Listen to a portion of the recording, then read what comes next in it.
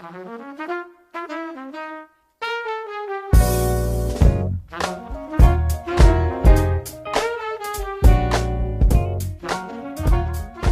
caso de los barrios ciudad es como muy paradigmático, porque el caso de los barrios ciudad sí les dotaron teóricamente de los servicios públicos y la infraestructura mínima. Hay otros casos que son cooperativos que no, que se lo tienen que dotar a sí mismos. El tema es que hasta qué punto poder acceder a esos servicios públicos y esa infraestructura mínima garantiza un habitar, digamos, de calidad. Porque, digo, el caso, por ejemplo, de los barrios ciudad es un caso clave. No solamente en términos de, a ver, les hacen, por ejemplo, el tema de las cloacas, que siempre andan mal, digamos, uno sabe que todas las bocas, digamos, de esos lugares siempre están tapadas y tienen muchísimos problemas. Pero por más que tengan alumbrado y todo esto, y que por más que haya tarifas sociales, por ejemplo, porque no solamente dotar del servicio, sino que después viene todo el tema de, bueno, cómo hacen si no tienen un trabajo para poder justamente pagar esos servicios que les reclama el Estado que deben de pagar. Entonces,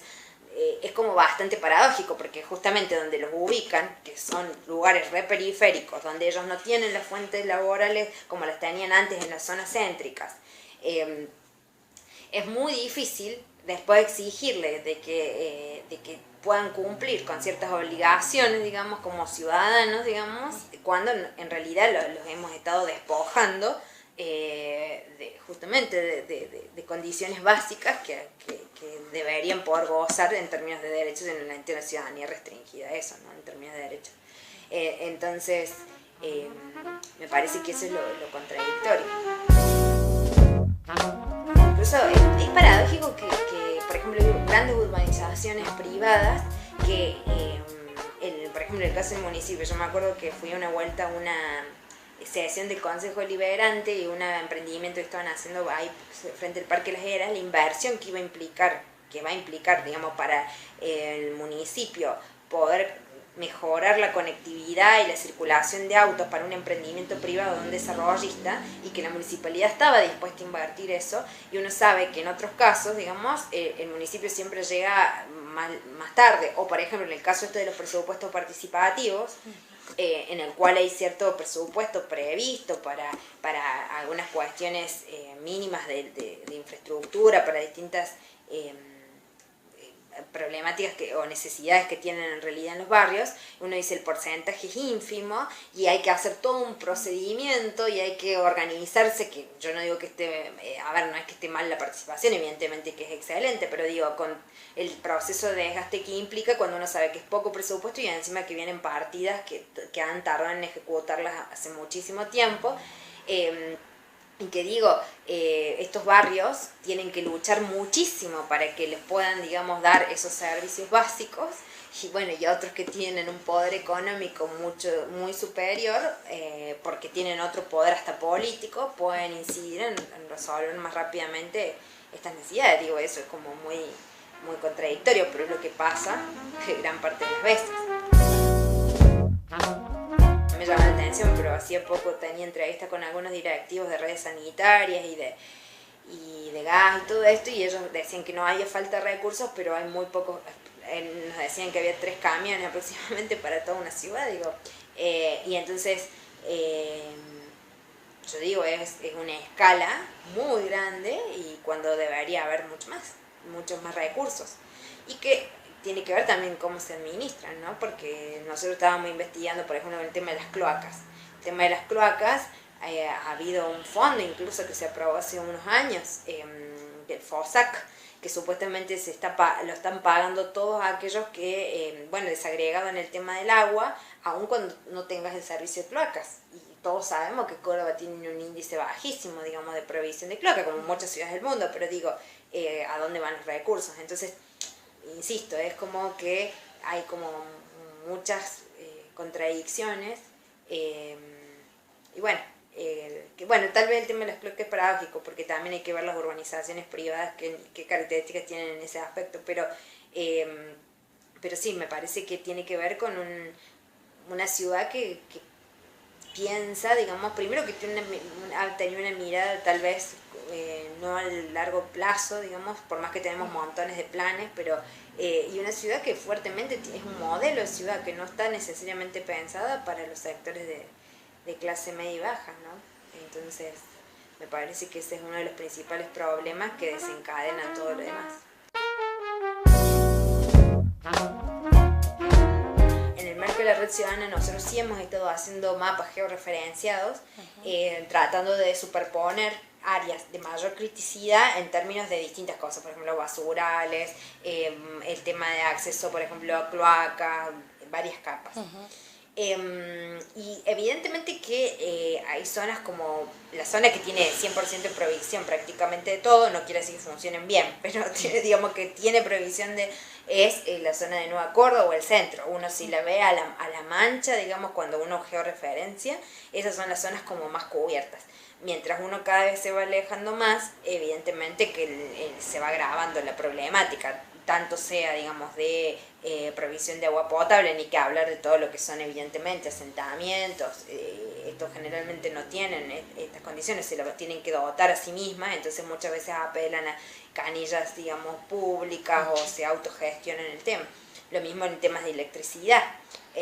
¿Pero por qué? Porque esto todo tiene una lógica, digamos. Bueno, y cloacas ni que hablar, digamos. Las cloacas siempre ha sido un grave problema que con suerte algunos barrios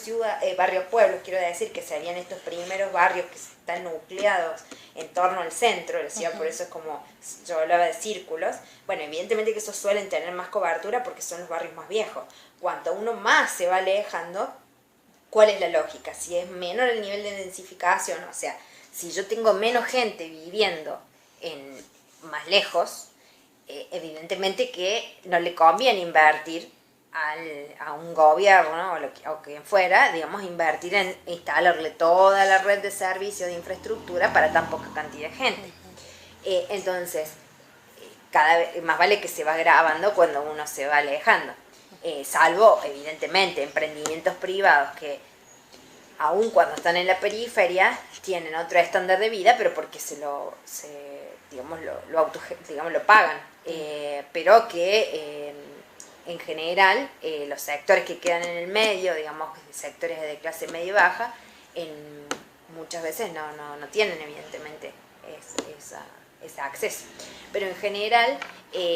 uno podría decir la electricidad, bueno, evidentemente que es un problema, lo que pasa es que bueno, hay dentro de todo tarifa social, en algunos casos más o menos se resuelve, digamos, por conexiones clandestinas o digamos, conexiones, digamos,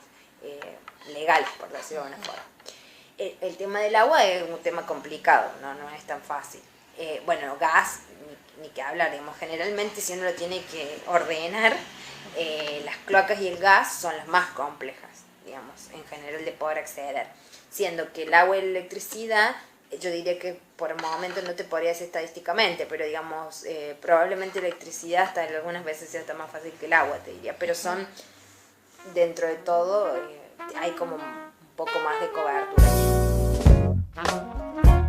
Bueno, todo lo que tiene que ver con infraestructura, ya todo lo que es pavimentación y, por ejemplo, pavimentación, dotación, no sé,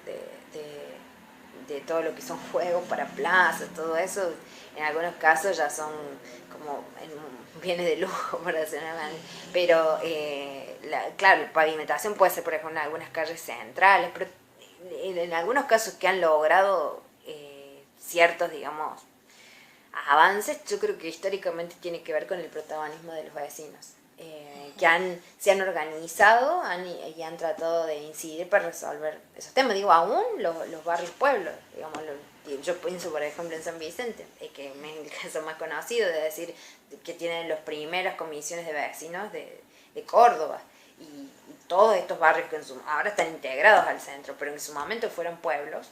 Fue la participación de los vecinos la que logró incidir para resolver el problema, y creo que eso sigue siendo hasta el día de hoy. Los que logran algo es porque se organizan y porque forman cooperativas y porque tienen constancia. La importancia, insisto, de organizarse, de volver a luchar por ganar espacios, bueno, no sé si estas mesas de negociación que hubo en su momento, de poder incidir, porque creo que por momentos la lógica de eso también tiene que ver con el posicionamiento de cada uno, digamos, de cómo lo piensa el Estado como construcción histórica, si uno lo piensa que